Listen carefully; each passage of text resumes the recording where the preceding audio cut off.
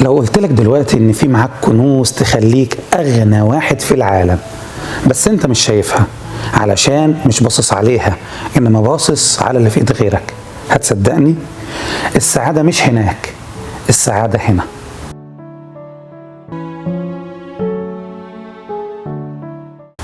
احنا بنجري ورا السراب، فاكرين اننا لما نجيب العربية دي او نسكن في البيت ده هنبقى سعداء، وبننسى ان الرضا هو اللي بيخلي الكوخ جنة، وعدم الرضا يقدر يخلي القصر سجن. هي القناعة فالزمها تكن ملكا، وإن لم يكن لك منها إلا راحة البدن، وانظر لمن ملك الدنيا بأجمعها، هل راح منها بغير القطن والكفن.